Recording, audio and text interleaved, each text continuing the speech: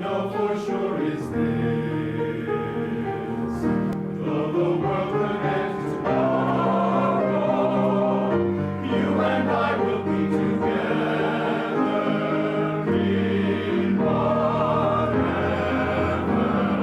time we have.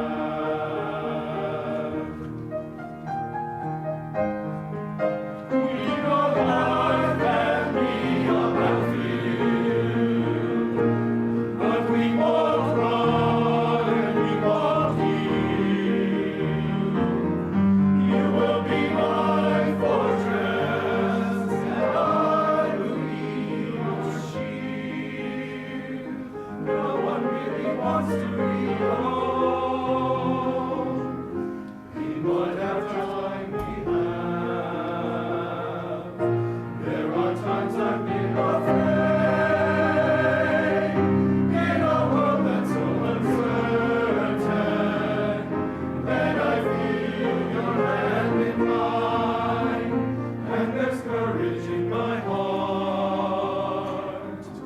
We could live 100 years, or the world could end tomorrow, but we know we'll be together in whatever time. From this day forward, nights won't seem so bright. From this day forward, we will never turn back in whatever time we have. We will make the most of time, and at least we'll be together in whatever time we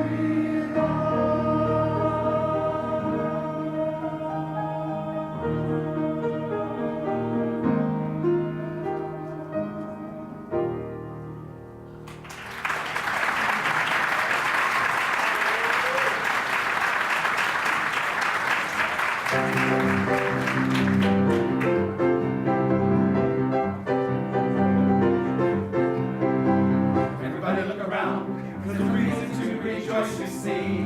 Everybody come out, and let's commence to sing joyfully. Everybody look up, and we will hope that we've been waiting on. Everybody's glad, because the sign of fear and dread are gone. Freedom you see, as our hearts singing so joyfully. Just look about, you owe it to yourself to check it out. Can't you feel a brand new day? Can't you feel a brand new day? Can't you feel a brand new day? Can't you feel a brand new day?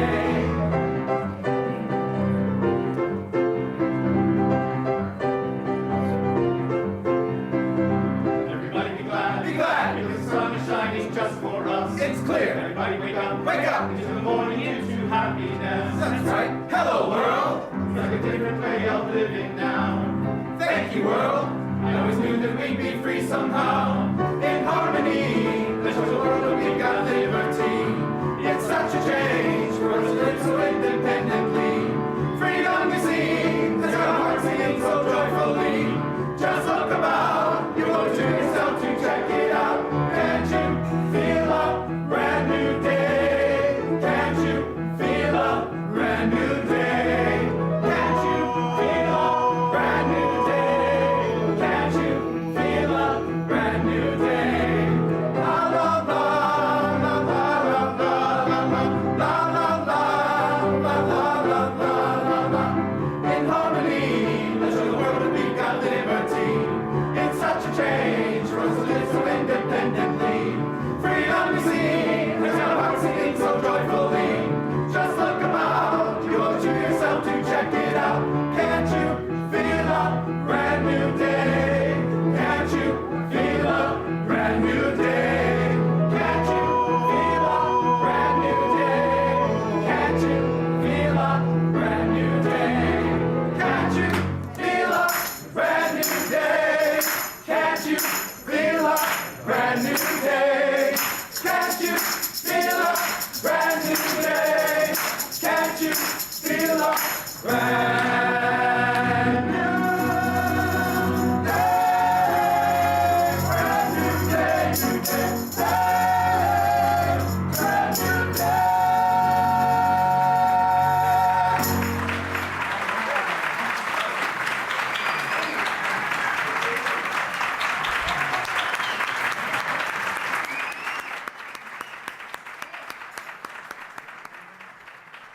Thank you very much, Chicago Gay Men's Chorus. How about a nice round of applause for them one more time? Very good job. Thank you.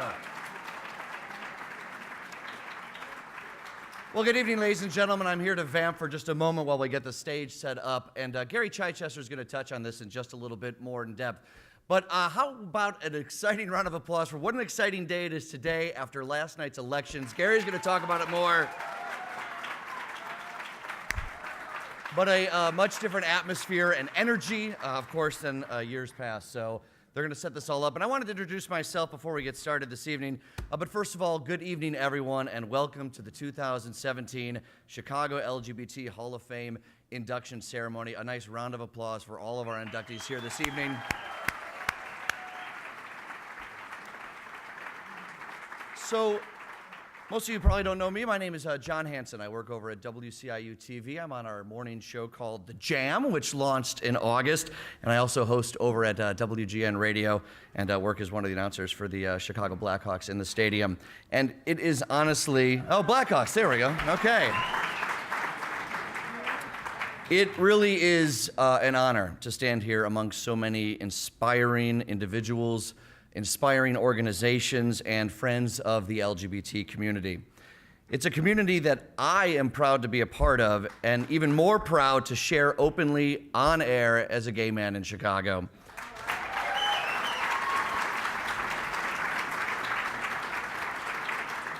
Which, honestly, thankfully, these days doesn't really seem like all that big of a deal. You know, members of our community, we thrive in every field. And a gay man on TV isn't all that unusual anymore. And honestly, that's a great thing. It's a sign of the incredible progress that our community has made.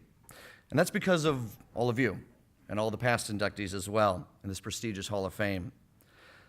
Growing up, I really never envisioned that something like this was possible. For a long time, my only friends were named Will and Jack, and I'd only see them on Thursday nights on NBC. But I found a community eventually, and I was able to call it and everyone there home. I knew I wanted to have a career near a microphone, but as a closeted gay teenager living in Downers Grove, I lived in constant fear, and I never thought that I could use that microphone to be myself and to talk about who I truly loved. It seemed impossible. But that's what makes this Hall of Fame so important. It serves not only as a place to honor individuals that have made a difference, but as a reminder to our community and to the entire city, to the entire nation, and really the entire world, that the struggle for equality has been a long, winding, often mostly treacherous road, but that fight continues.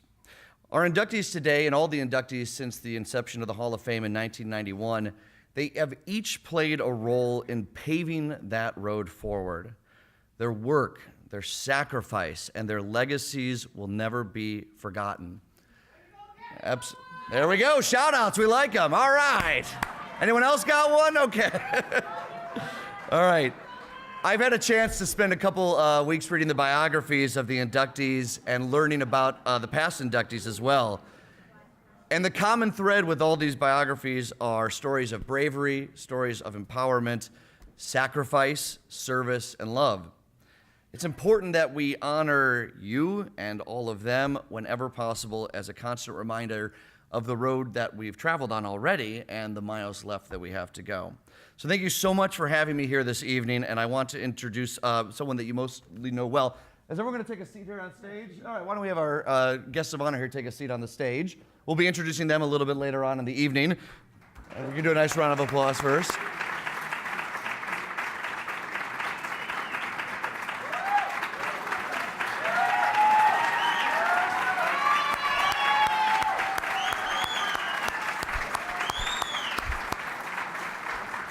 But to start things off, I wanted to introduce to you someone that many of you know very well, the co-founder of the Chicago Gay Alliance in 1971, which created Chicago's first gay and lesbian community center.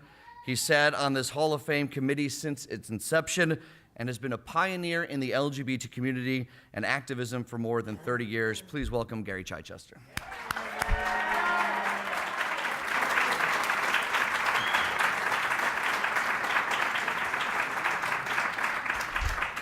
Thank you, John. I'm Gary Chichester.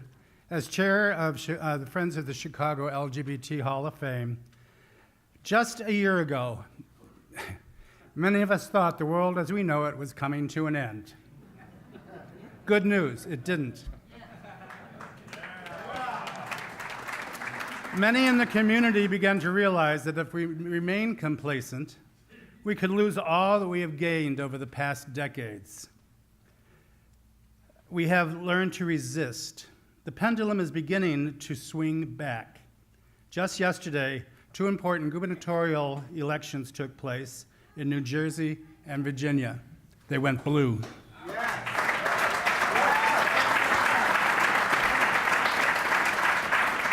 More important, Andrea Jenkins was elected to the Minneapolis City Council.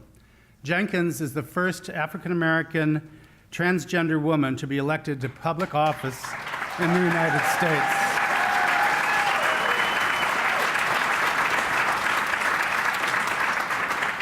Damako Rahm, openly transgender person elected and seated in state legislature in the country, beating a 13-term Virginia incumbent who called himself the state's chief homophobe, and who introduced a bathroom bill earlier this year that would have restricted the bathrooms his opponents could use. The things are coming around. We need to keep up the fight and not let anyone take away the rights that we have fought so hard for.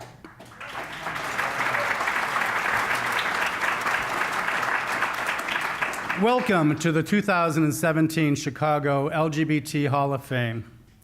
Our 27th year honoring individuals, organizations, and friends of the community whose contributions helped to make Chicago's LGBT community exciting and engaging. We educate our youth and the city at large to Chicago's vibrant LGBT history. And in fact, that Chicago is unique. It is the only municipality that honors its LGBT citizens for the contributions they make to their communities and the city as a whole. The Chicago LGBT Hall of Fame documents these contributions and shares our heritage on the website LGBT Hall of Fame, ChicagoLGBTHallOfFame.org. Since establishing our 501c3 designation, the Friends of the Chicago LGBT Hall of Fame raises all their fundings through events such as the Pride and Joy Reception, the annual Celebrity Bowl, Hem Bingo, and generous gifts from businesses and individuals such as yourselves.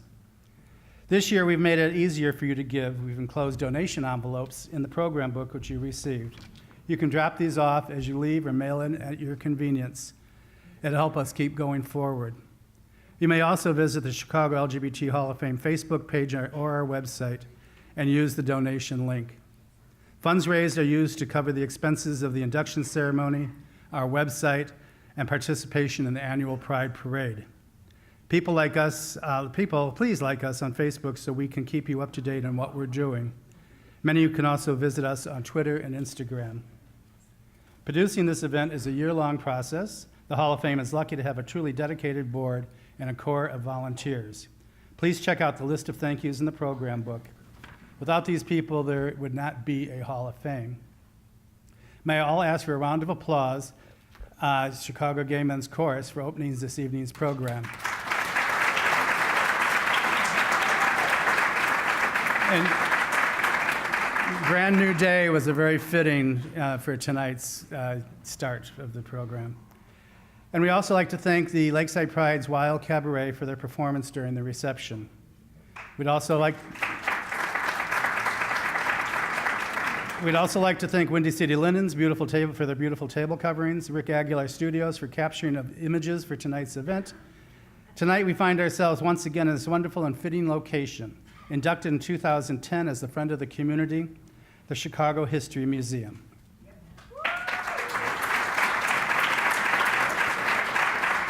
We'd like to extend a round of applause and a big thank you to Gary Johnson, Erica Johnson, and the museum's great staff. We're looking forward to visiting with you again next year. By the way, if you parked in the museum lot, you can have your ticket validated at the ground floor ticket desk in the lobby. I wish to extend a very thank you to one of the jewels of Chicago LGBT Chicago, the Center on Halsted Street. Throughout the year, the Center partners with us in many ways. The Center provides space for our annual Pride and Joy reception. They extend a warm welcome to us for meeting space, and they host our selection committee meeting. A big thank you to Tico and the staff at Center on Halsted, and happy 10th anniversary.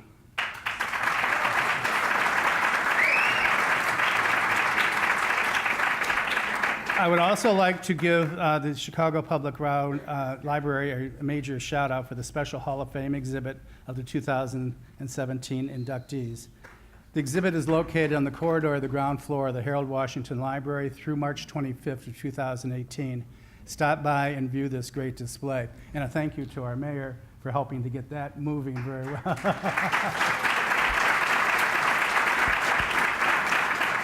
I would also like to extend a special thank you to J&L Catering for tonight's wonderful food and service. Our account executive from J&L, Scott Reichendorf, has been providing the Hall of Fame with his expertise and guidance for over 10 years.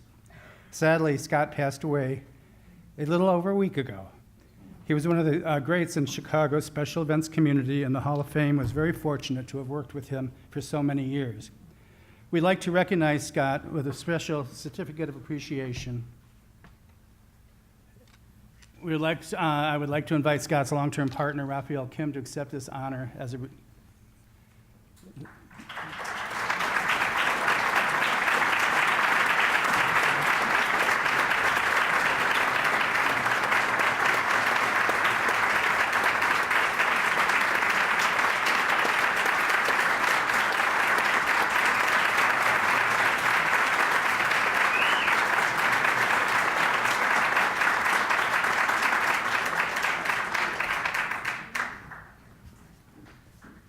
As an additional remembrance, please visit Scott's GoFundMe page. I would like to recognize two new corporate sponsors this year. Walgreens has generously underwritten the pre-ceremony reception, and WCIU, the Jam, has come on board as our electronic media partner and has brought us John Hanson.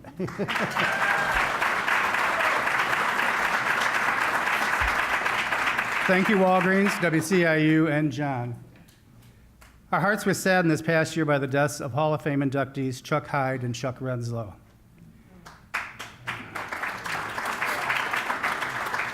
Inducted in 2001, Chuck Hyde was always a behind-the-scenes kind of guy. While working out of the limelight as a businessman and fundraising advisor, he helped sexual minority community organizations since 1982 to produce successful benefits, and has fostered relations between them and underwriters in the business community. In addition, Chuck was a top-notch video editor and showman.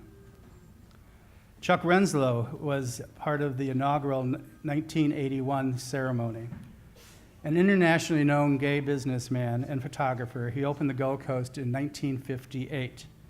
I think most of us probably weren't even around at that time. It was one of Chicago's first openly gay enterprises and one of the first leather bars in the world. He co-published Gay Life. He financially aided many gay rights efforts since the 1960s and has been active in local and national Democratic Party politics. He co-founded the annual International Mr. Leather contest and established the Leather Archives and Museum, which will be honored tonight. Chuck did it all, and he did it his way.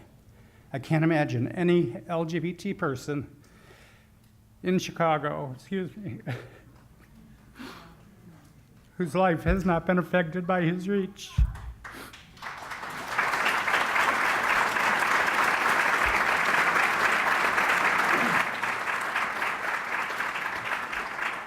Chuck Hyde and Chuck Renzlo, we lovingly dedicate this evening to your memory.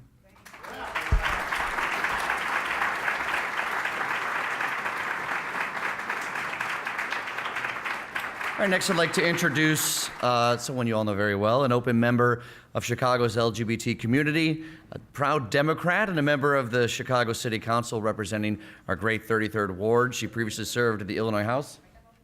Oh, pardon me. You got to interrupt? Oh, please. Okay. Actually, before we get to that, I'm sorry. I've been handed a note.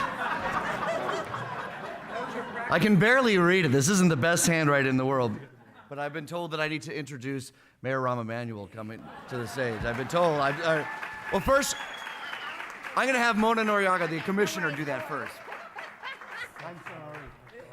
All right. All right, what a night, what a year, a difference. Last year, we were like heartbroken. Tonight, you guys are all like raucous, yelling, clapping. So we are in a different place.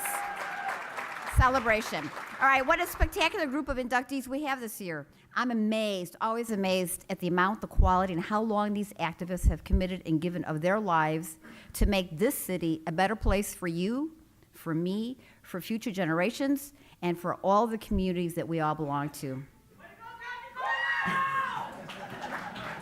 Raucous tonight. Okay, I love this celebration because the Commission, I love this celebration because the Commission on Human Relations work is often ugly. We investigate complaints of discrimination and thus hear the rationale and justifications that people argue in defending their right to discriminate. Whereas the inductees here into the Hall of Fame are people who've been selfless in serving a larger good and creating a more inclusive and loving world, despite the many challenges and barriers thrown in their faces. They serve as a model to all of us that despite any and all attempts to roll back civil rights and legal protections we have fought so hard for, we are not backing down, not a one of us. We are not backing down. Stay woke. Stay woke, stay involved, and vote. All right. All right, so thank you to the Friends of the Hall of Fame who continue to preserve this institution and a means by which to recognize our achievements. And thank you to all of you for coming here tonight to make this a community celebration. So my real task here at the podium is introduce Mayor Rahm Emanuel. And if you can appreciate the numerous resolutions and amendments the mayor has introduced into City Council condemning hate speech, calling out for the rejection of transgender individual service in the military, saying no to Muslim registries and travel bans, and of course, one of my favorites, saying no to needing to show a government-issued ID to access a bathroom. If you can appreciate these values, these messages that say the LGBTQ communities are welcomed and valued in the city of Chicago, then please show little love and welcome to the podium, Mayor Rahm Emanuel.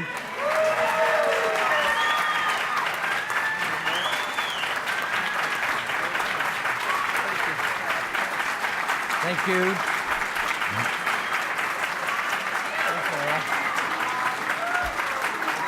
Thank you. What a difference a year makes. Yeah. Listen, I didn't hear. Here's what I'm gonna. We can take stock of last night. Because in the year in which darkness pervaded. No, those who fought for what we believed in, never gave in, never gave up, that believed there were better angels in America than what happened a year ago, that there was actually a politics for tolerance. There was a politics for inclusion. Last night across this country, not just in one state, in every election, tolerance beat divisiveness. That is what that happened.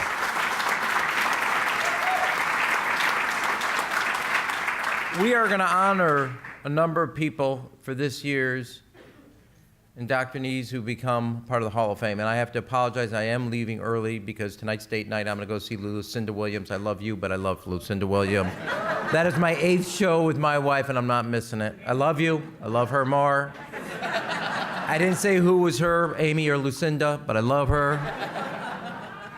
But what we have to do is constantly remember what it means to create the politics of inclusion. And what the politics of inclusion means, there is no longer in the state of Illinois gay or straight marriage. There's marriage, and that's all there is.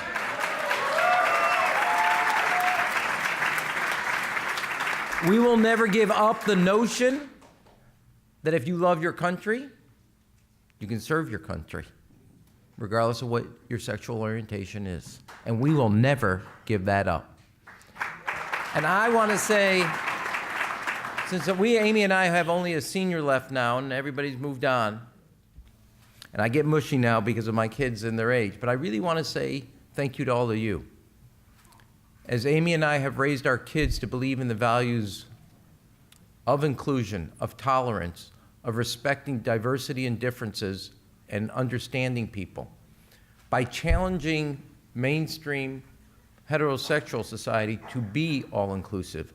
You've allowed the city of Chicago and also our country for our kids to not only have those values taught at the kitchen table and in the home, but to see those come to action and to fruition in our larger society. So I owe you an appreciation as a parent, challenging us to be better at every step of our way. And I want to thank you.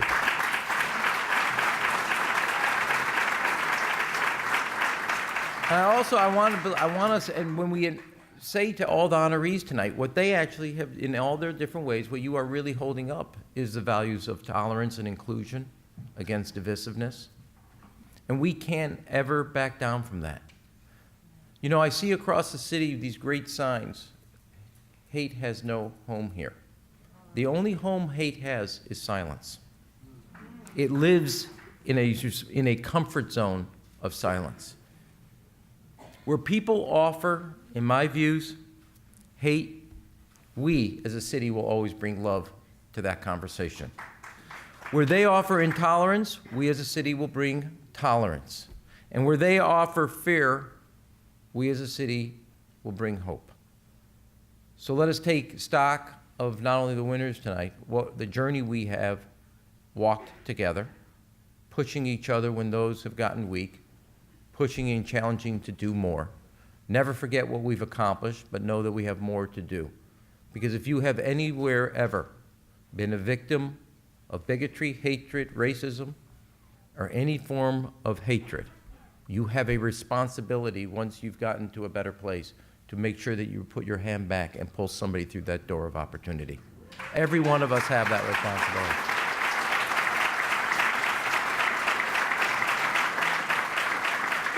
And I say that because this year, for our family, marks the 100-year anniversary of my grandfather leaving the pogroms of Eastern Europe, 13 years old, by himself, not a word of English, being put on a boat to come as what would be then defined. That must be like, I'm over? You want me out?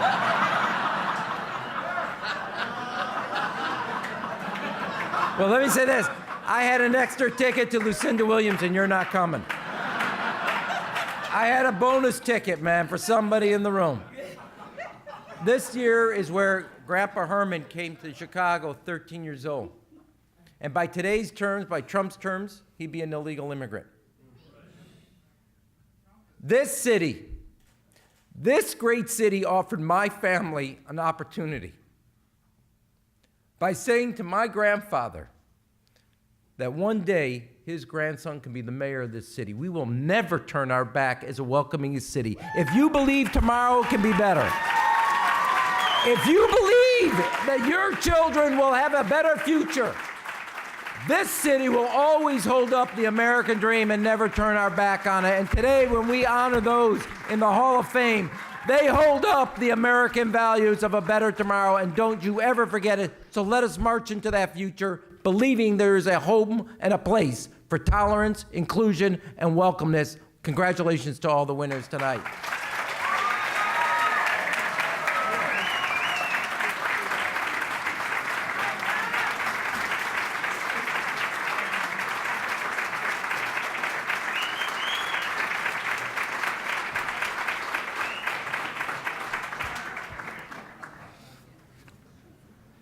I got the mayor to autograph my note of please introduce Mayor Emanuel. He has to leave. For the scrapbook, of course. I wanted to read a little bit about our commissioner who said a few words. I didn't get a chance to introduce her really quickly. She's been an activist since the 1970s. Commissioner Noriega has developed programs to serve lesbian mothers and their families, organized programs for Latino lesbians and other lesbians of color, and helped open Lambda Legal Defense and Education Fund's Midwest office, served as a business consultant, and co-chaired the original effort to bring the 2006 Gay Games to Chicago. And in 2011, Mayor Emanuel appointed her to head the Chicago Commission on Human Relations. Thank you very much, Commissioner.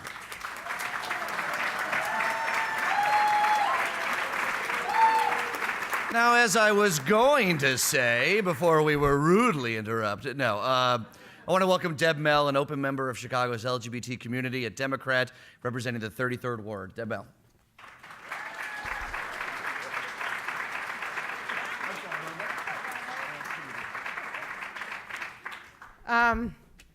Good evening, everyone. So good to be here. I feel like I kind of have the Ernst & Young portion of the evening of the Academy Awards here. I am really honored to be here. It's good to see so many old friends that I haven't seen in a while and a lot of new faces. So thank you. Thank you for having me, Gary. Thank you. So real quickly, I'm just going to read a brief history of the Hall of Fame and then a little bit about the nomination process. So the Chicago LGBT Hall of Fame, formerly the Chicago Gay and Lesbian Hall of Fame, is both a historic event and an exhibit. Through the Hall of Fame, residents of Chicago and the world are made aware of the contributions of Chicago's lesbian, gay, bisexual, and transgender communities and the community's efforts to eradicate bias and discrimination. With the support of the City of Chicago's Commission on Human Relations, its Advisory Council on Gay and Lesbian Issues, established the Chicago Gay and Lesbian Hall of Fame, changed to the Chicago LGBT Hall of Fame in 2015, and it was started in June of 1991. The inaugural induction ceremony took place during Pride Week at City Hall, hosted by Mayor Richard M. Daley. This was the first of its kind in the country. Today, after the advisory's abolition and in partnership with the city, the Hall of Fame is in the custody of Friends of the Chicago LGBT Hall of Fame, an Illinois non-for-profit corporation with a recognized charitable contribution, tax-deductible status under Internal Revenue Code 501c3. I just have 3 more paragraphs, everyone. And then we'll get on to the fun stuff. Okay.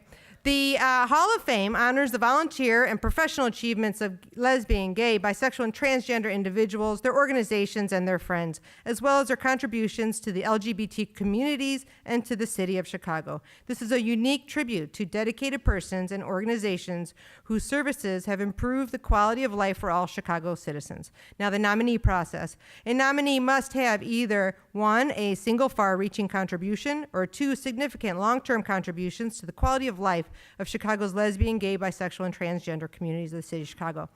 The Chicago LGBT Hall of Fame is privately funded through generous donations from individuals, businesses, and organizations. Staff support is provided by volunteers associated with the Friends of the Chicago Gay and Lesbian Hall of Fame. The selection of inductees for the Hall of Fame is made by former recipients of the award in the individual category based on nominations from the general public. Planning is underway for a permanent location. Oh, that's great. That's excellent. For a permanent location of the Chicago Gay and Lesbian Hall of Fame display. So, whew. You know, I am Alderman Deb Mell, 33rd Ward, and I am one of 5 openly aldermen in the city of Chicago, which is really amazing. And, you know, I'm so honored and really blessed to be part of this community. And I wake up every day just proud to be an open alderman in the city of Chicago and the first lesbian open alderman in the city of Chicago. And the only lesbian, but we need more. So get out and run for office and come join me and have a good night. Thank you, everyone.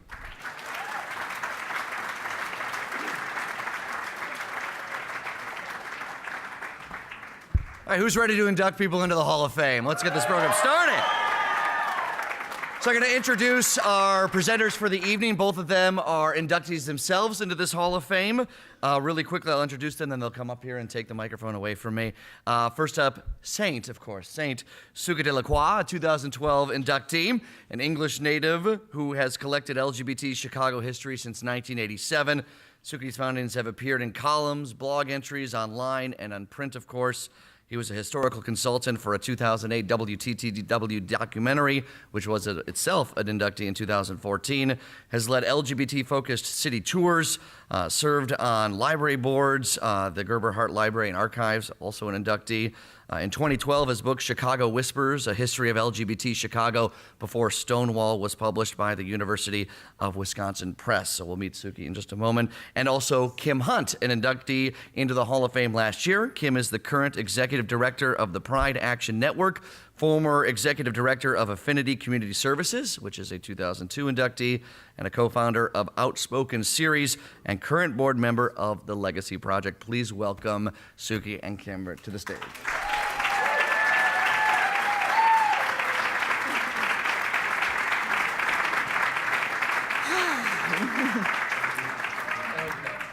All right, good evening.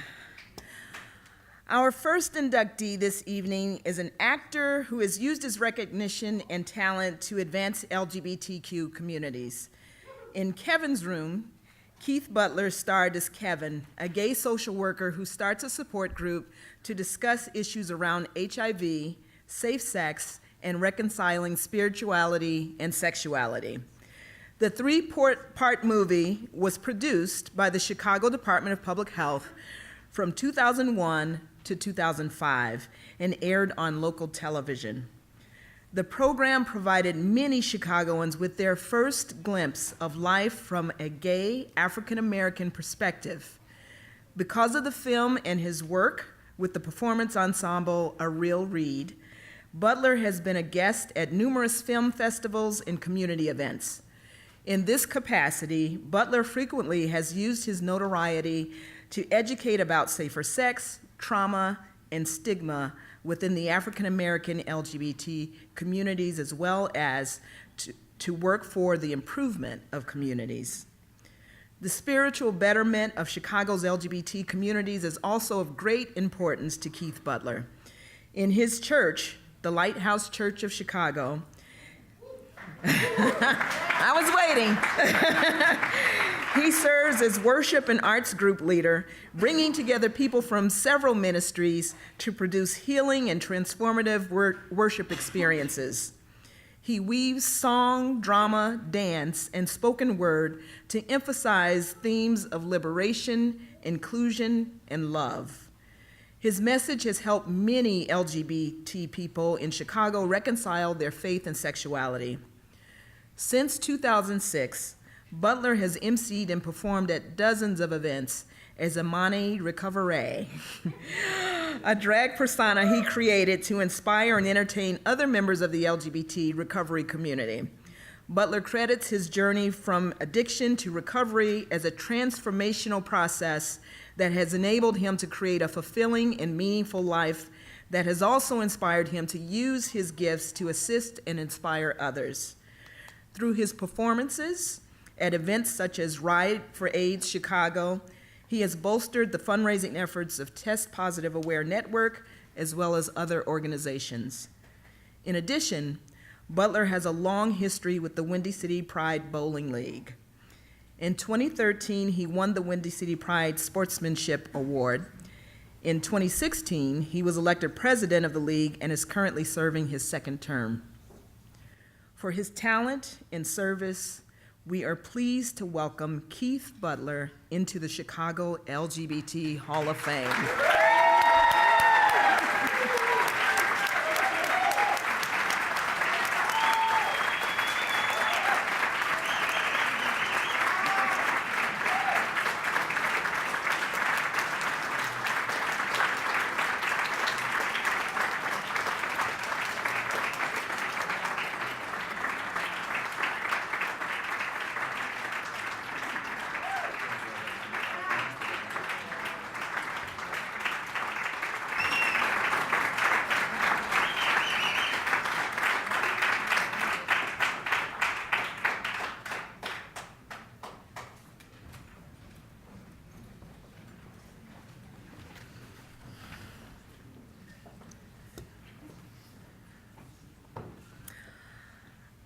Our next inductee, Katherine Caldwell, has served the city for the past 22, I knew you were out there, for the past 22 years as a police officer.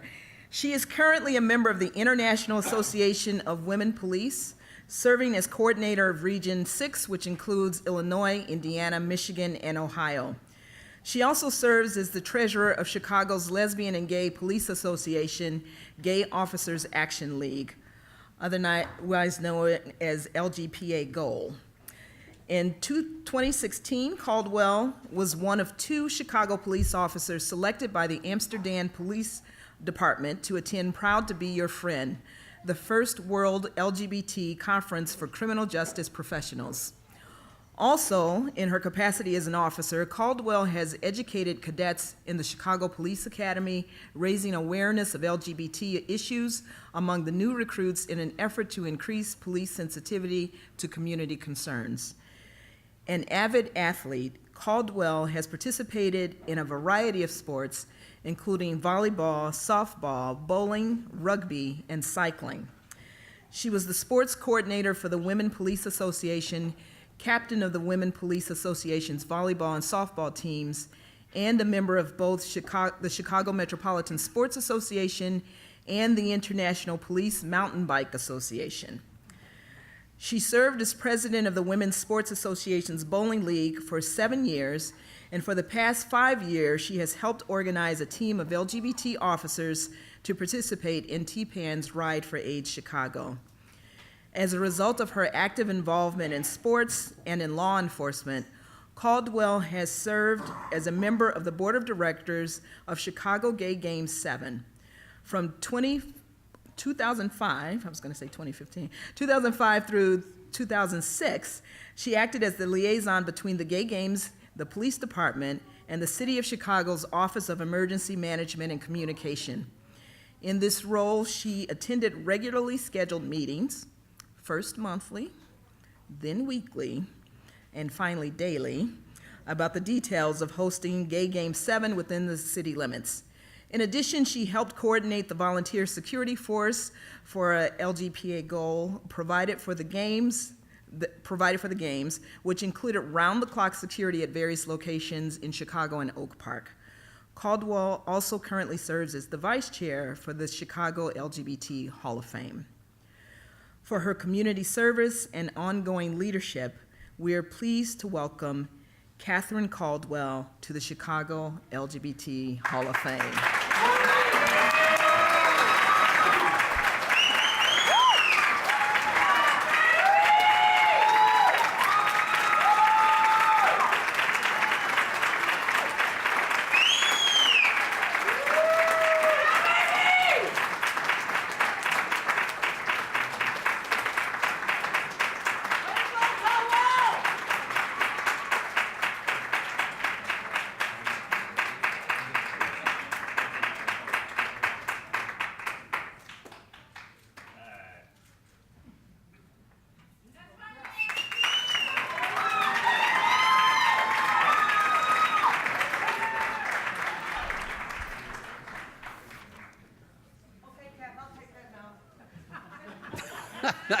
I'll take the award now.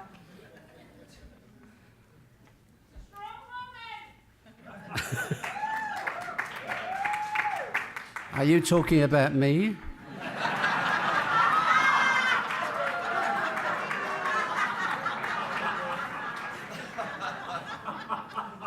Tell me something I don't know.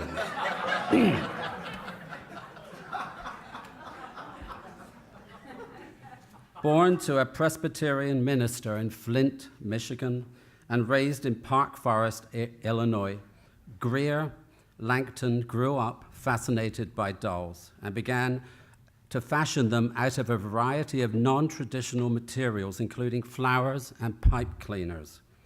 In 1979, at 21, Langton sought gender confirmation surgery. After 3 years at the Chicago Art Institute, she headed to New York and became a leading figure in the East Village art renaissance of the 1980s, showing at Civilian Warfare and Einstein's. She became a muse to photographers such as Peter Hujar and Nan Golden, who also featured Langton in the film I'll Be Your Mirror. Langton's notable style, which blurred the line between folk art and fine art, featured dolls ingeniously constructed from soda bottles, umbrella hinges, and even pantyhose.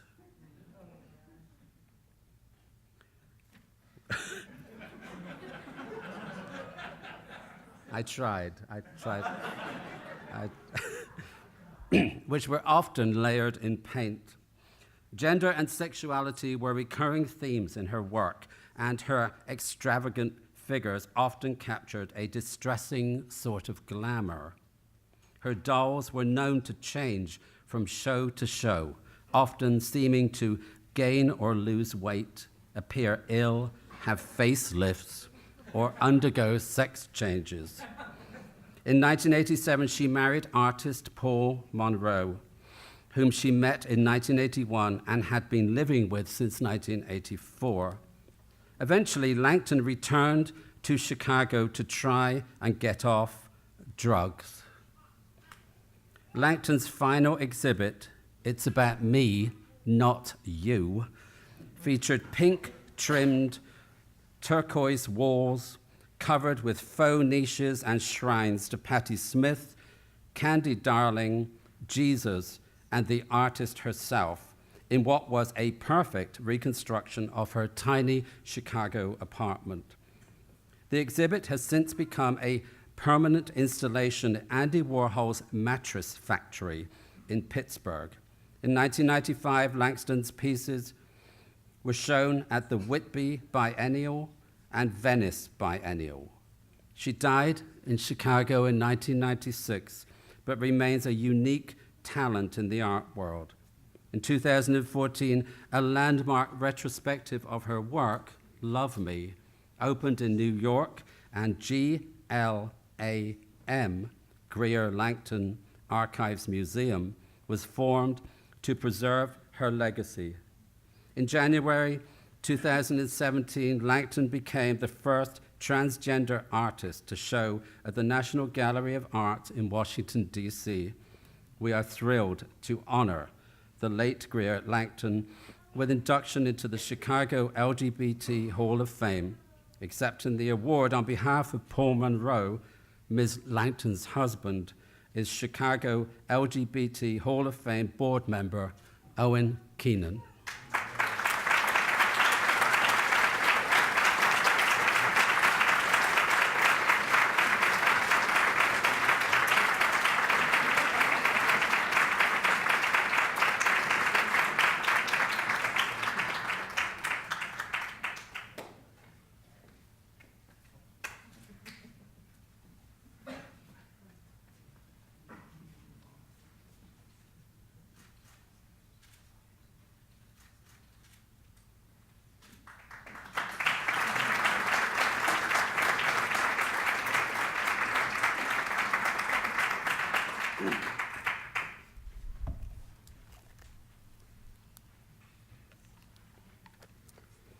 After joining Gay Chicago magazine in 1993, Mark Nagle quickly realized the power of the press in the advancement of the LGBTQ community. In the 24 years since, his work has emphasized the importance of providing a localized publication for Chicago's LGBTQ people, businesses, and causes, both in print and online. In 2009, after 16 years at Gay Chicago, Nagle launched Grab magazine with Stacy Bridges. Serving Chicago and the Midwest, Nagle has used this LGBTQ lifestyle and entertainment magazine to also address and educate the community on issues such as HIV and STDs, health, bullying, transgender support, and equal rights. As a supporter and advocate of numerous LGBTQ organizations and causes, giving back has been important to Nagle. He consistently works with nonprofits in the community, often offering complimentary or discounted advertising. His first response when asked to assist is often, "How can I help?" The numerous organizations that have benefited from his assistance include the Center on Halsted, Ride for AIDS Chicago, Chicago House, and Heartland Alliance. Nagle's support of Test Positive Aware Network has included his personal participation in T-Pan's Chicago Takes Off burlesque fundraising event. As co-producer of the Grabby Awards, Nagle has added a philanthropic component to the annual Gay Adult Film Awards event, consistently raising tens of thousands of dollars for T-PEN. Through various partnerships and fundraising initiatives, he has helped raise over $275,000 for various LGBTQ organizations throughout the Midwest. As a volunteer for the Names Project AIDS Memorial Quilt, Nagle helped bring greater awareness of the quilt to local citizens and aided in the recruitment of volunteers for the National March on Washington. In addition, he served as co-chair of an annual gala that raised essential funds for the organization. Nagle is also an active member of the National Equality Publishers Association, a professional organization for publishers dedicated to the growth, development, and evolution of the LGBTQ media. After almost 25 years in Chicago's LGBTQ media, Mark Nagle has remained steadfast in his dedication to the betterment of Chicago's LGBTQ population and his commitment to serving the community. For his service, compassion, and ongoing commitment to the community, we are pleased to welcome Mark Nagle into the Chicago LGBT Hall of Fame.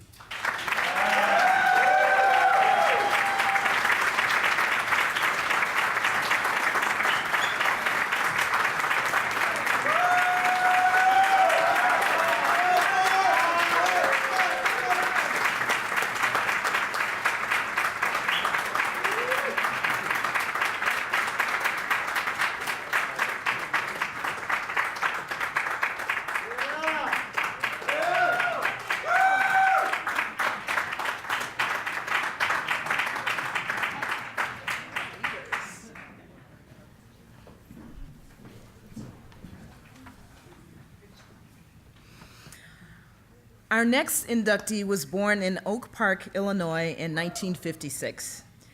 After graduating from the St. Louis College of Pharmacy in 1979, Glenn Pietrandani co-owned a small group of independent pharmacies in Chicago. During the early stages of the AIDS pandemic and before the first HIV/AIDS drugs were approved, Pietrandani recognized the vital role played by community pharmacists in helping people living with HIV/AIDS and their families.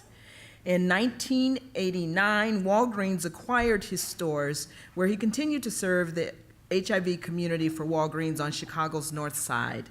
From 1996 to 2003, he managed the Walgreens pharmacy at Howard Brown Health Center, the company's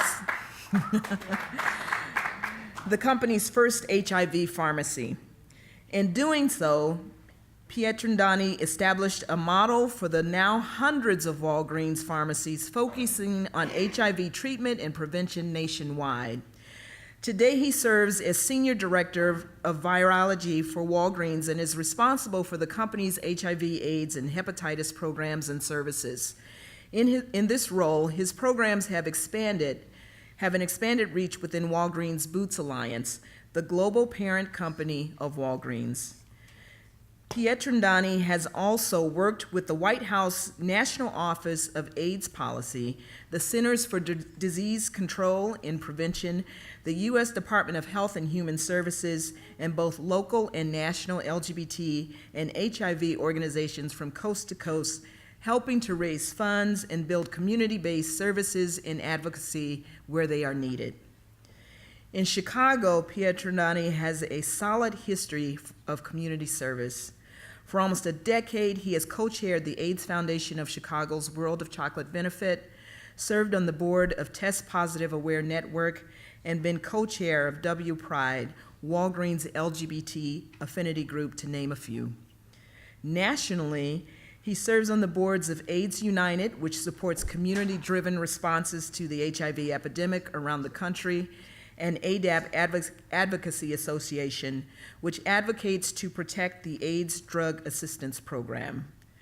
Recently, he has been working on programs focused on the use of PrEP in impacted communities and the role of pharmacists in educating people about prevention, testing, and treatment of HIV and hepatitis. Pietrandani lives in Chicago with his husband, James Ewing. For his history of dedicated service, as well as his continued efforts to better his community, we are happy to welcome Glenn Pietrandani as a 2017 inductee into the LGBT Hall of Fame.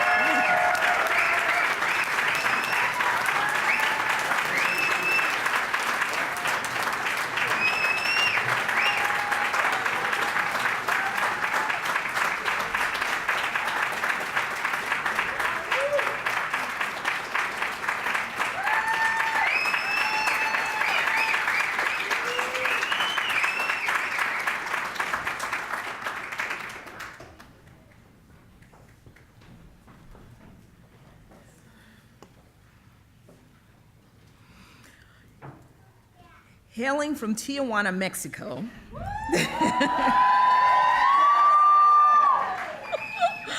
Dulce Quintero is a proud and out LGBT leader, activist, and passionate social change maker. The daughter of migrant farm workers, she moved to Chicago at age 9 and studied in Mexico City throughout high school. Growing up, she helped her family by working as a street vendor and was the first in her family to graduate from college. Quintero is a community builder and innovator. She has served the community professionally in the healthcare and direct service sectors, and she is a successful leader and advocate for the LGBT community throughout Chicago.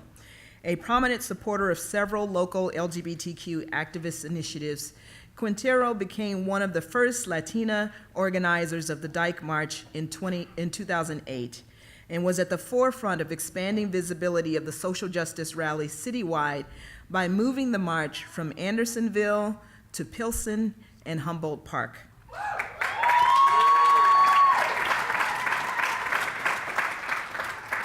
A founding board member of, she told me this, Orgullo en Acción, that. For over 10 years, she led the Chicago Latino Pride Picnic, the first event of its kind.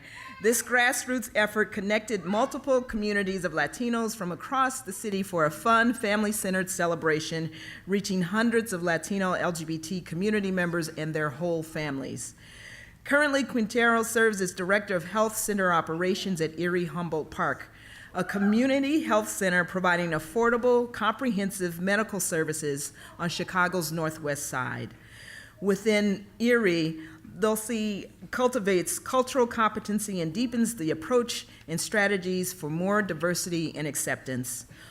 A longtime direct service provider and advocate for the homeless, her focus includes LGBTQ youth work with a focus on mental health and trauma. In her capacity, Quintero established and operated La Casa Norte's Casa Corazon Youth Drop-In program, one of Chicago's few safe spaces serving LGBT youth on the West Side.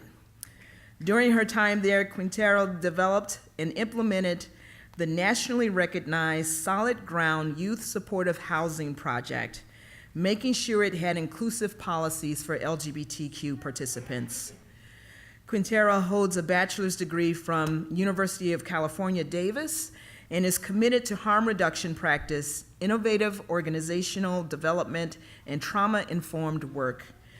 In 2009, she was selected and completed a nonprofit leadership academy with the Center for Leadership. For her service and advocacy and commitment to the betterment of life for so many Chicagoans, we welcome Dulce Quintero into the Chicago LGBT Hall of Fame.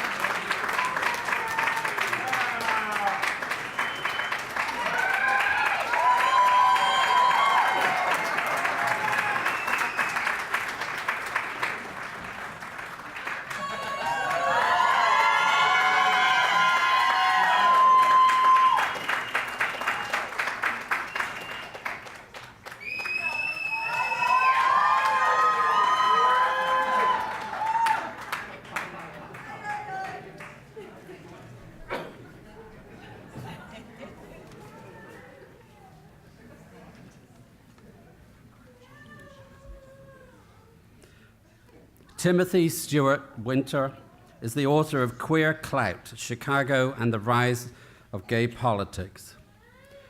Queer Clout is an important contribution to our LGBT past by placing Chicago front and center in the story of the modern LGBT movement. Chronicling the evolution of LGBT activism in Chicago and emphasizing the history of police harassment, Queer Clout painstakingly explains how Chicago's LGBT community went from being vilified by politicians to becoming a powerful voting bloc with influence in the local government. In his research, historian Stuart Winter conducted interviews with numerous activists and members of Chicago's LGBT communities. Queer Clout draws on oral histories and archival records, including those of undercover vice and police Red Squad investigators. In addition, he considered previously unexplained interviews by mid-century social scientists studying gay life and the newly available papers of politicians, activists, and city agencies. Queer Clout won the 2017 John Boswell Prize, awarded by the American Historical Association's Committee on LGBT History for outstanding book in the field of LGBT history. Stuart Winter lived in Chicago from 2002 to 2009 and was a member of the organization Queer to the Left. He received his PhD in history from the University of Chicago and his BA in history from Swarthmore College.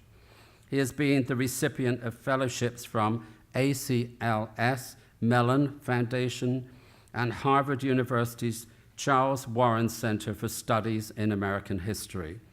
His writing has appeared in the Journal of American History, the New York Times, the Los Angeles Times, the Journal of Urban History, Gender and History, the Journal of the History of Sexuality, Dissent, and Slate, among others. He has been interviewed about Queer Clout on Chicago Tonight, WTTW, and Morning Shift, WBEZ Radio. He has also been interviewed on National Public Radio's All Things Considered. Stuart Winter is Associate Professor of U.S. History at Rutgers University, Newark, and co-directs the Queer Newark Oral History Project. He is currently working on a study of morals, policing, and sexual politics in the 1960s. For his care in capturing so much of the history of the LGBT movement in Chicago, we welcome Timothy Stuart Winter into the Chicago LGBT Hall of Fame.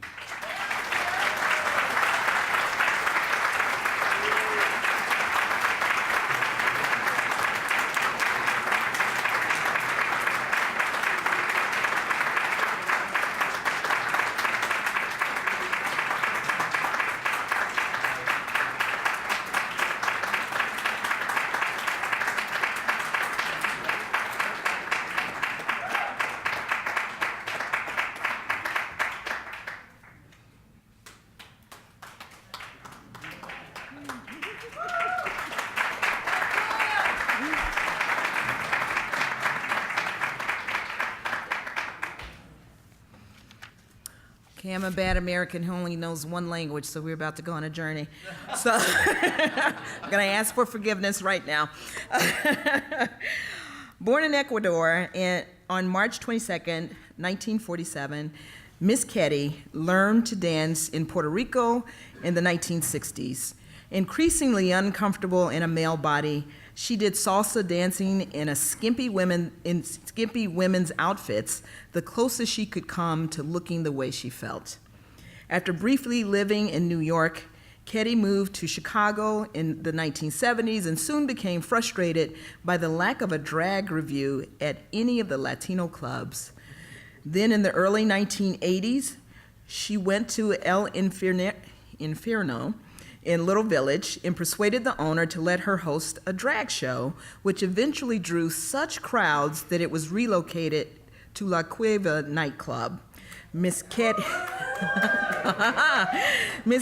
was largely known for performing at Circuit nightclub with La Noche Loca, the longest-running promotion the venue has had, bringing her Latina review to audiences week after week for 15 years. In 1988, Alma honored Misskaddy with the Community Leadership Award. She was cited as a pioneer in the Latina trans community for helping so many receive services and resources.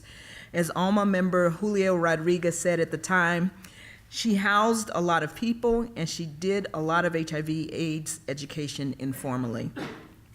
Misskaddy was also recognized by the Puerto Rican organization Paseo Borica? Barica, thank you, for all she had done for the Latino community for so many years. Misskaddy ran the Miss Latina Continental pageants and several other drag contests nationwide, educating and inspiring a generation of performers. Misskaddy also participated in community events such as LELEGO, the National Latina LGBT organization conference, and panel discussions on a number of topics at various universities. In failing health during the last year of her life, Misskaddy never let illness diminish her dedication to performing or to her community. She died on September 15th, 2011, at age 64. Known for performing Rokia Dorset. Thank you. Amor Eternal? Very good. See, you got the role and everything. Misskaddy will remain beloved in the hearts of those who she mentored, mothered, befriended, and entertained. Here to accept the award for Misskaddy upon her induction into the Chicago LGBT Hall of Fame is Miguel Ayala, a 1997 inductee.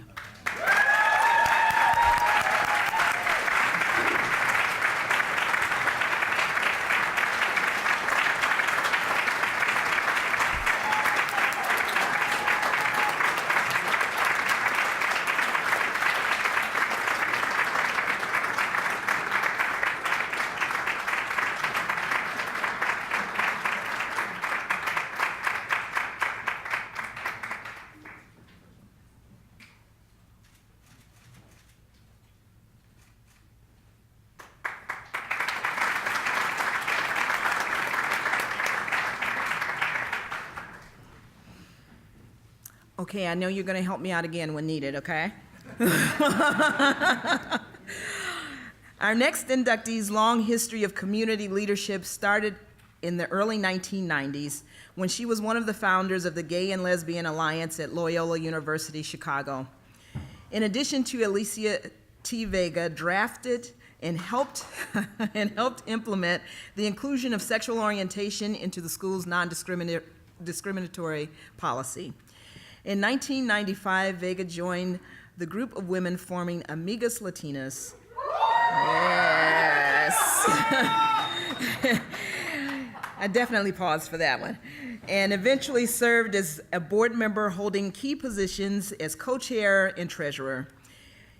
In the organization, she led Proyecto Latina, a groundbreaking and comprehensive study of specific issues facing LGBTQQ Latinas in Chicago, and served as a mentor to the youth group Amiguitas. I hadn't had that one before. Jeez. Okay. Vega has a strong record as an advocate for communities affected by trauma, especially LGBTQ youth. She founded the group QYES, Queer Youth fans in the house, Queer Youth Exploring Spirituality, a youth ministry providing a safe environment for LGBTQQA youth. She is on the advisory council of the Pride Action Tank. Thank you.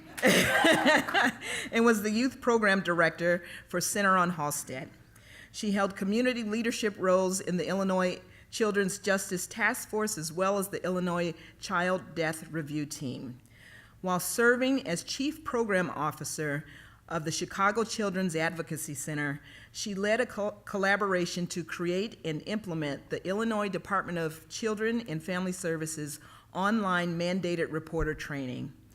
Vega has drafted and successfully passed amendments to the Illinois Adoption Act to protect child sexual abuse victims. Vega currently serves as the Executive Director of Changing Worlds, an organization dedicated to fostering community inclusiveness through oral history, writing, and arts programs that improve student learning, affirm identity, and enhance cross-cultural understanding.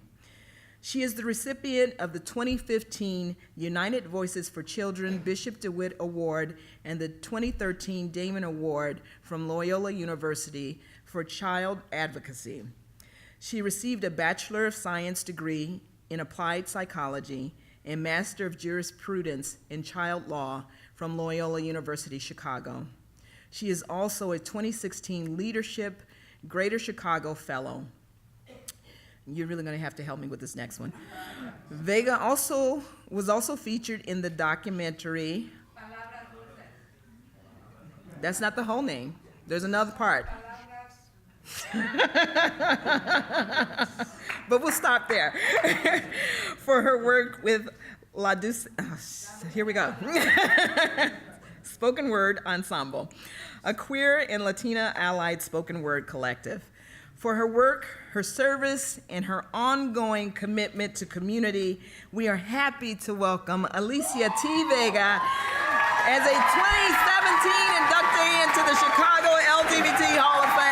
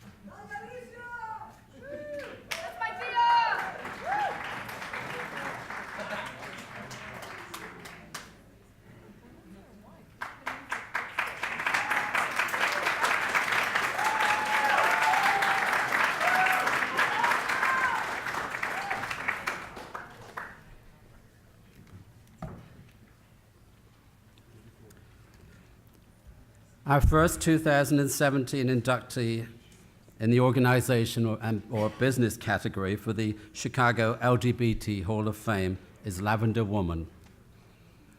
As one of the earliest out lesbian periodicals in the United States, Chicago's Lavender Woman newspaper was groundbreaking and extraordinary. Lavender Woman published 26 issues between November 1971 and July 1976. It was written, edited, prepared for press, sold, and managed by lesbian volunteers. The first issues began with only a few hundred copies, which eventually increased to a press run of 2,000 copies that consistently sold out.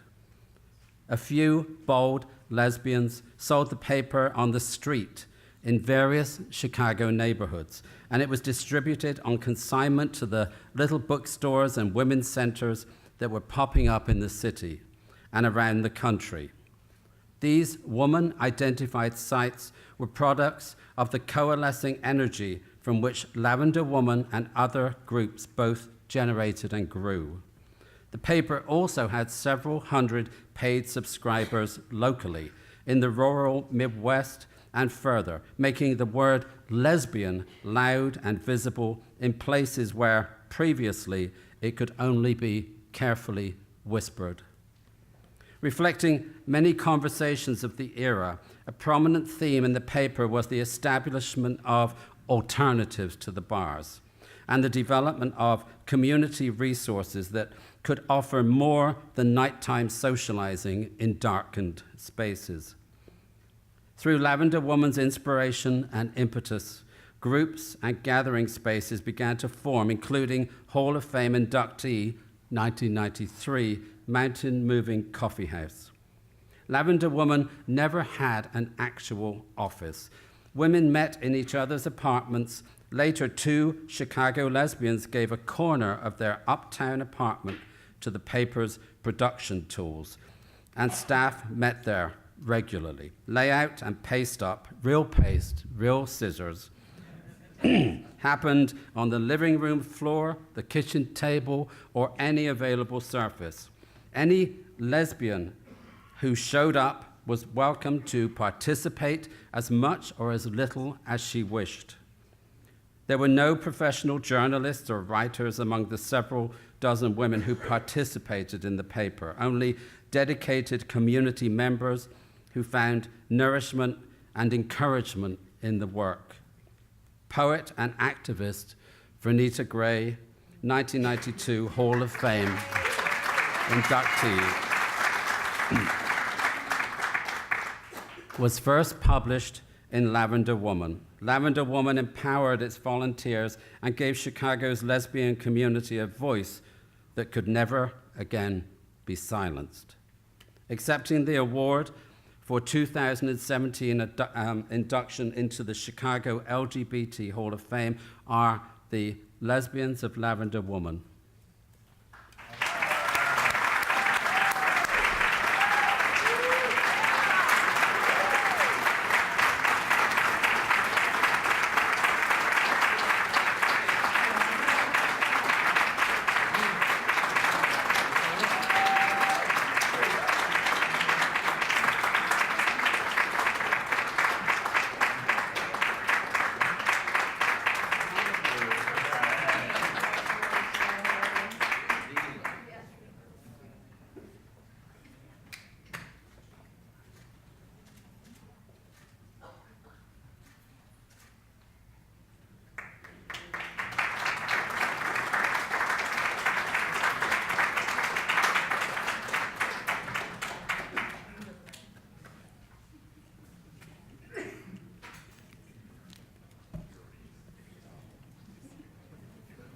Only one lesbian. But what a lesbian, yeah.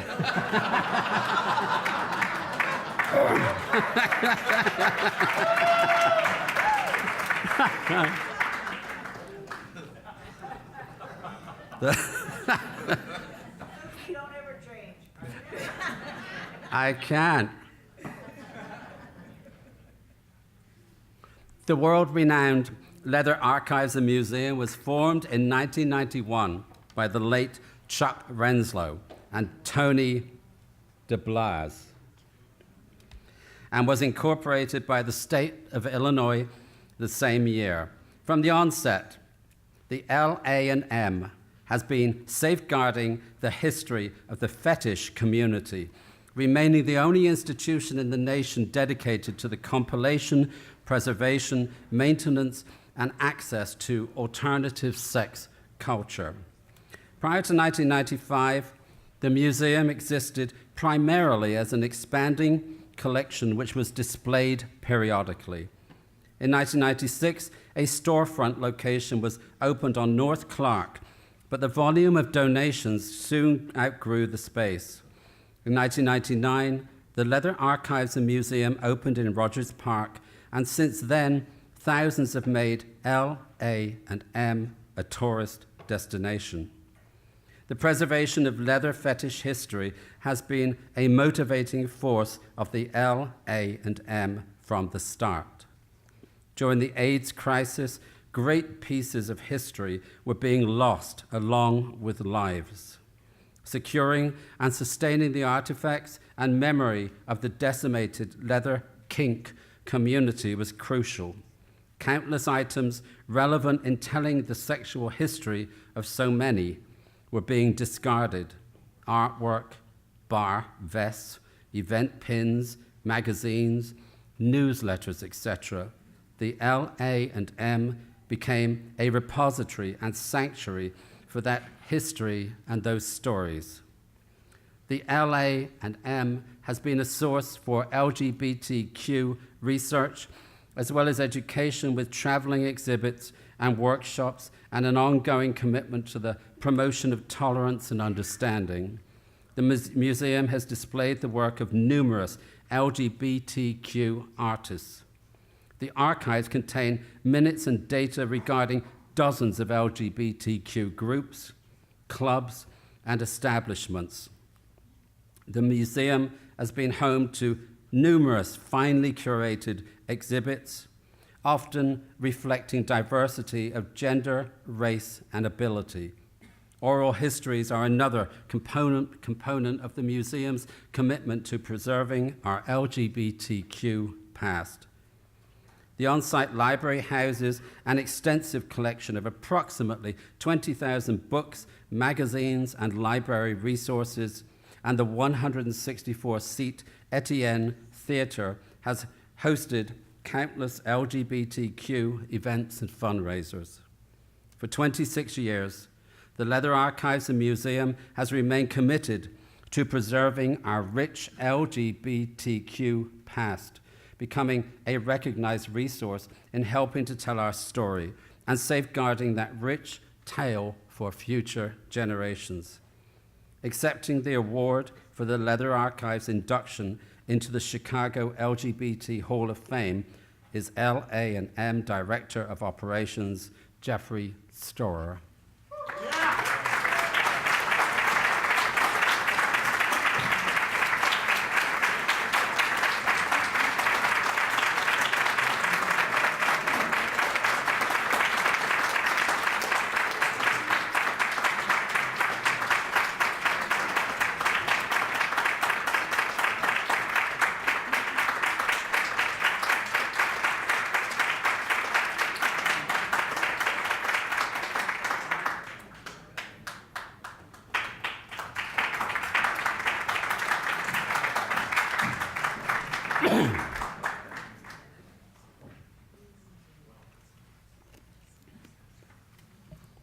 Our final organization or business inductee was in operation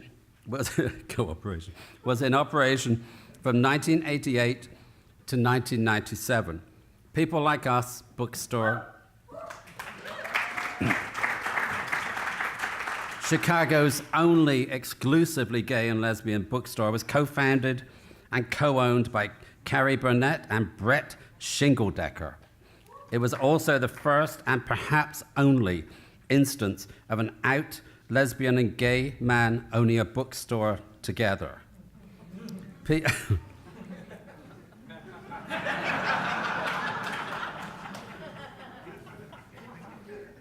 We're all thinking the same thing, aren't we? It's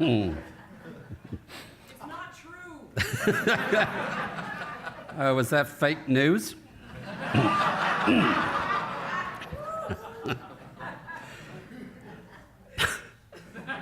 People Like Us was a safe space for anyone interested in exploring LGBT culture via the written word.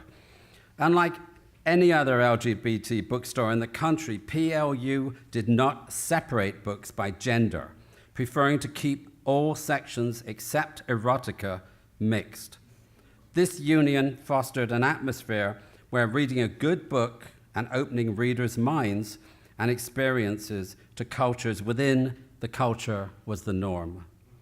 PLU also functioned as a de facto community center, serving as well as strengthening the LGBT community by providing a bulletin board and literature table where organizations could leave brochures, provide information about their services, post news, and distribute flyers regarding upcoming events.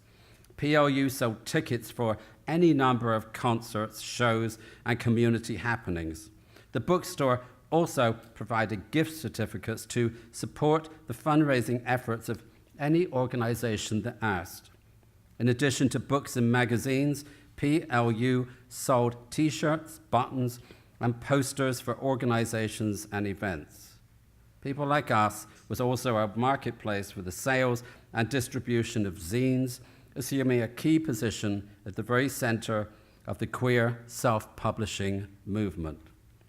Hundreds of LGBT authors and entertainers appeared at PLU for book and album signings. Some of the better-known writers and personalities included Greg Louganis, Quentin Crisp, Essex Hempel, Frank, Dorothy Allison, and Harry Hay. In the pre-internet age, getting information or finding books with LGBT themes was not simple. Chicago visitors frequently stopped into the store not only to purchase books, but to learn more about the LGBT community and local activities.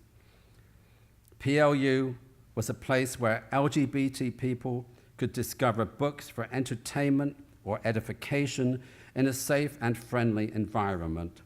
And in providing this service, people like us strengthen the foundation of the LGBT community both locally and beyond.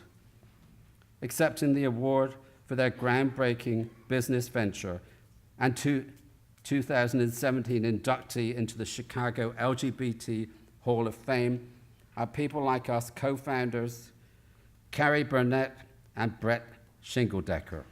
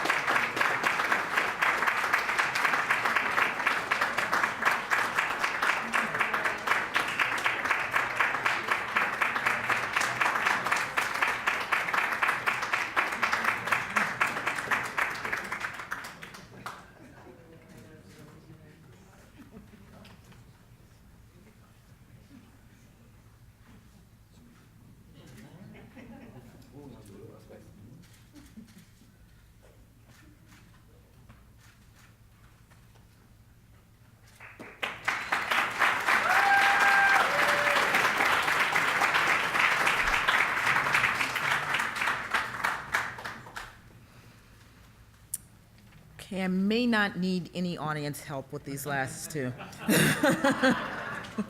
But hold on, we never know. Our first Friend of the Community inductee for 2017 is the Alphawood Foundation. Founded in 1991, Alphawood Foundation works for an equitable, just, and humane society. From its beginning, the Alphawood Foundation has been a force in Chicago philanthropy and one of the few funders with a particular focus on LGBTQ communities and the fight against HIV and AIDS.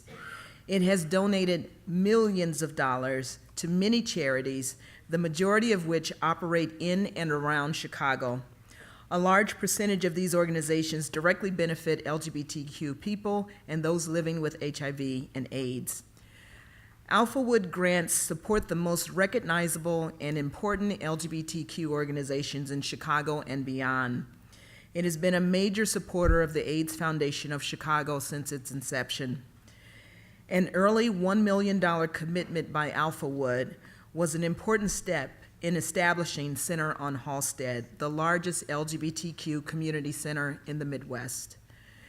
Alphawood also provided important early and ongoing support for the recent Prep for Love campaign and aimed at promoting PrEP to vulnerable Chicago populations. Chicago House, Equality Illinois, Lambda Legal, TPAN, and Howard Brown Health have all been recipients of major Alphawood support. But Alphawood supports lesser-known groups as well, from Affinity Community Services to Project Fierce and many others. Alphawood's support of smaller groups has had a large impact on our community. At the intersection of arts and LGBTQ activism, Alphawood has been a leader. Its support of About Face Theater, Pride Films and Plays, and Lakeside Pride music ensembles are but three examples of Alphawood's commitment to LGBTQ arts in Chicago. Most recently, Alphawood was the guiding force behind the local presentation of the national exhibit Art AIDS America, renaming it Art AIDS America Chicago.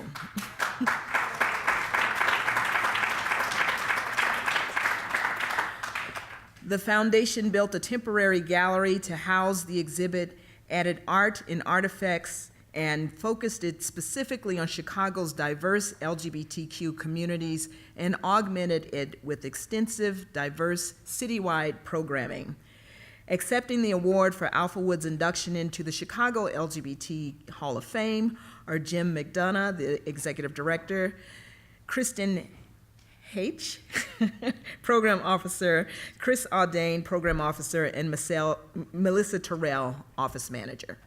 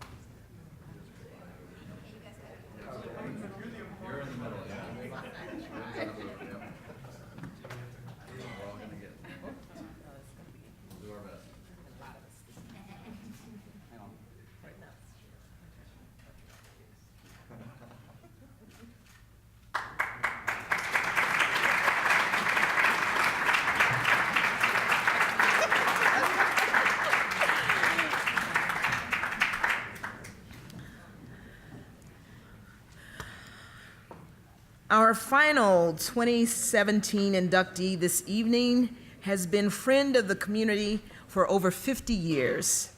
Since starting her law practice in 1964, Rala Klepek has been driven by a passion for social justice.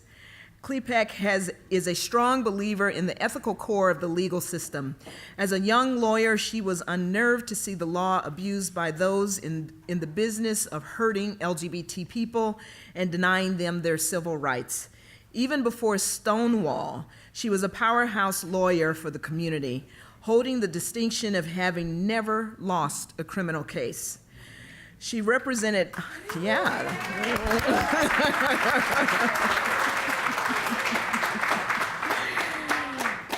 She represented hundreds of gay clients in entrapment and public indecency trials and had the charges dropped time and again. In 1968, when the gay bar The Trip was illegally raided and the bar's liquor license was confiscated, she took the case all the way to the Illinois Supreme Court, arguing that without due process of law, a license cannot be revoked while in the process of review.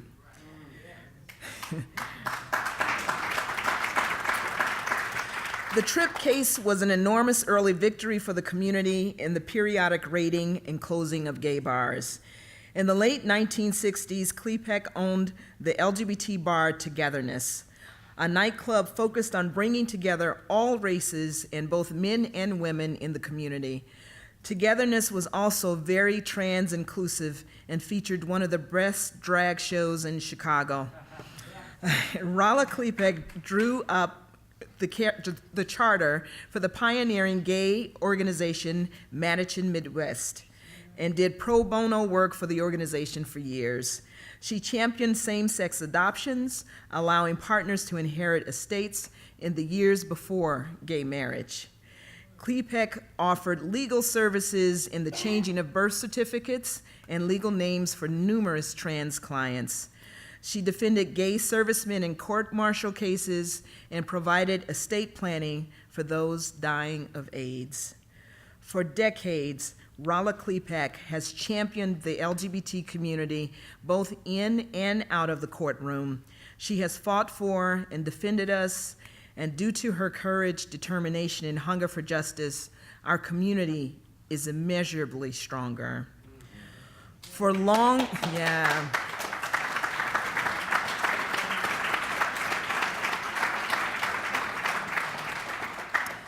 So she's going to accept her award down here, but for long-time service to the community, both in and out of the courtroom, the Chicago LGBT Hall of Fame welcomes Rala Klepek.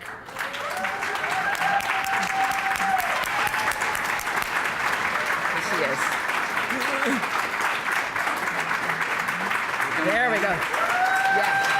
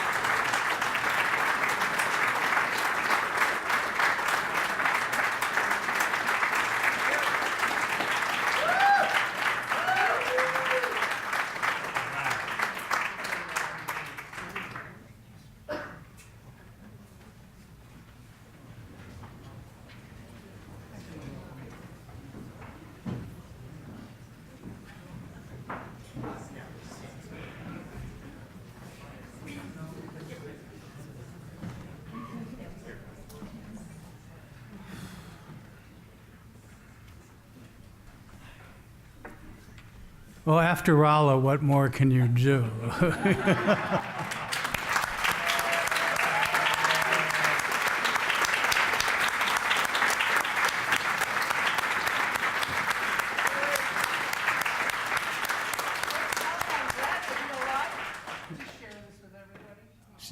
Did you hear that? She's glad to be alive to share this with everybody.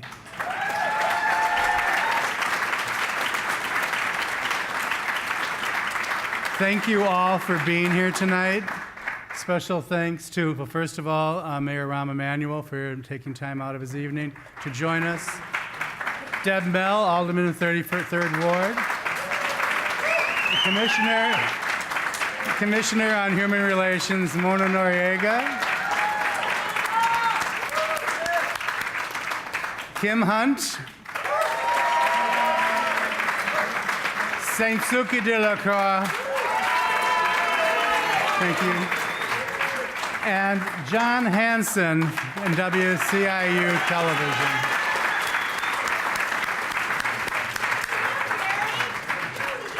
Oh, and me, okay, there.